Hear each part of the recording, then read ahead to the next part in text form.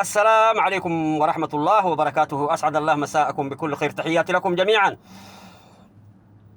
الإعلام الرياضي السعودي عامة أكثر من 35-40 عام يكرر مقولة واحدة بعد المباريات. لديهم المحللين جميع القنوات الرياضية استثناء المهم الإعلام الهلالي وغيرهم، يعني الإعلام الرياضي السعودي عامة بيكررون لنا كلام أكثر من 40-35 سنة.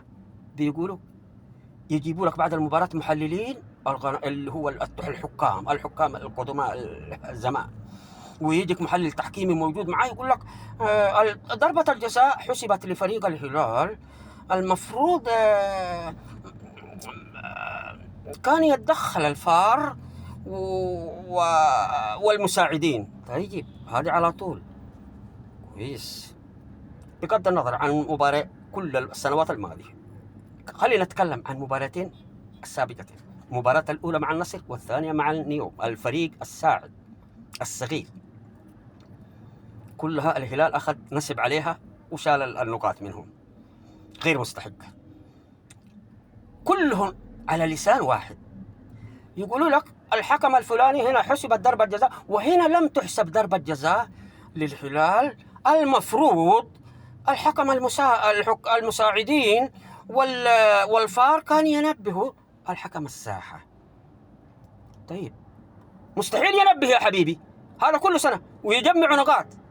الهلال يجمع نقاط ويأخذ البطولة. لا أفسح بطولة الهلال معروفة هي في الدوري السعودي، حاميها حرامي. اللجان هم الحرامية. في أحد عوقب؟ في أحد توقف من غرفة الفار؟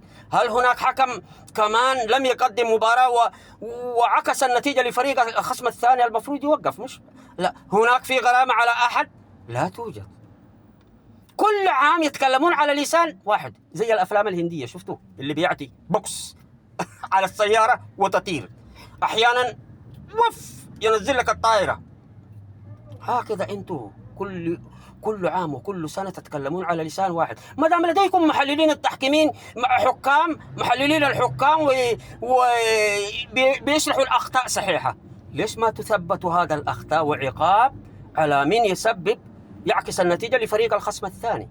ليش ما يعوقب الفريق الفار؟ المفروض هناك حسبت لفريق الفلاني كانت خطأ، وهناك المفروض هدف ضربة جزاء للهلال كانت اوفسايد. المفروض ما كان يتدخل الحكم الفار وحكام المساعدين. هذه المقولة عذبتونا فيها. مجانين انتوا، تلعبوا على مين؟ الناس تفهم. ترى انتوا كل سنة بتقول كده أكثر من 35 عام. هل في تعديل؟ لم تعدل. هل هناك ومن يرتكب الأخطاء هذا الكبيرة ويقدم هدية نقاط لفريق الخصم صدر عليه إصدار قانوني يعاقب؟ لا. حاميها حرامي. الرئيس الاتحاد ووزارة الرياض هذا كله الحرامية وسارق البطولات. ومن تعاقب يا حبيبي؟ لو كان عندك القانون فعلا كما تتحدث يوميا عن مباراة اللي حدثت كجميع القنوات، المحللين الأجانب والمواطنين السعوديين القدماء الحكام يتحدثون. هناك صارت مشكلة، كانت الهدف اوفسايد والمفروض كان يتدخل الحكم المساعد والفار. والنقاط فين يروح في جيب الفاسدين. تلعبون على مين يا حبيبي؟ صحيح بعض الجماهير الغبية اللي ما تفهم حاجة ممكن تلعب عليه، اللي يقولوا كده بس ما عندهم إلا سياح. إذا شافوا الخسارة ما يدرون كيف خسر الفريق كمان. والبكاء أحيانا. مالت عليكم، أنتوا تلعبون على مين يا حبيبي؟ لو عندكم لوائح وقوانين كرة القدم المفروض من يقدم هدايا لفريق واحد أو سلب نتائج عن فريق معين المفروض يعاقب. إيش الفريق الفار هذا اللي كل شوية تقولوا له المفروض فريق الفار يتدخل؟ يا حبيبي فريق الفار ما راح يتدخل نتيجة عكسية لأي فريق إلا للهلال بس فقط. لا، إذا لم يكن للهلال كالموسم الماضي في الجولة العاشرة قلنا البطل الاتحاد، أنا واحد منهم قلت في الجولة العاشرة. دوري فاسدة تقدر تعرف من البطل. مين يعطينا الإشارة؟ الحاميها الحرامي، الاتحاد. الاتحاد هو، وكيف تعاقب، وكيف كل هذا الكلام يروح في الهواء. كلها أفلام هندية. مع مين تلعبوا يا حبيبي؟ لا تقول هذا الكلام. قولوا كما كانت المباراة إنه ضربة جزاء صحيحة، كما حسب أوفسايد لم يحسب حكم الساحة وهو أوفسايد، قول هذا صحيح على لسان واحد، علشان لا تلعبوا على الأغبياء والمساكين اللي ما يفهموا نظام وقوانين أنظمة كرة القدم. كرة القدم سهلة، أجهل أصغر واحد مشجع يقدر يفهم نظامها إذا كان يفهم، إلا بعد الجماهير هذيك للأسف جماهير متخلفة وغبية وتواصل كل هذه السنوات لم تنتبه على هذا التشريحات.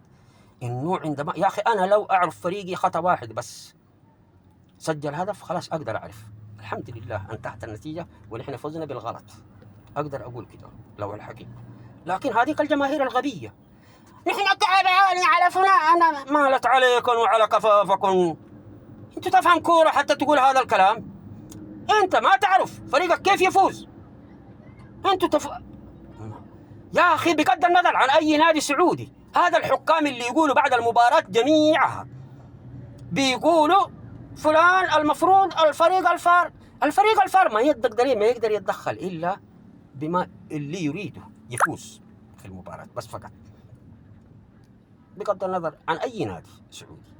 اللي يبغاه يفوز يتدخل، اللي ما يبغاه يفوز، اللي يبغاه يهبط، اللي يبغاه الأربعة الكبار يبغاه، اللي يبغاه البطل، المركز الثاني هو المركز الثاني الفلاني، بيأشر عليها كل هذا، بيحددها، واللي يخرج من قائمة الأربعة يخرجها. ليش؟ لأنهم أغبياء يحسبوا الناس ما تفهم شيء.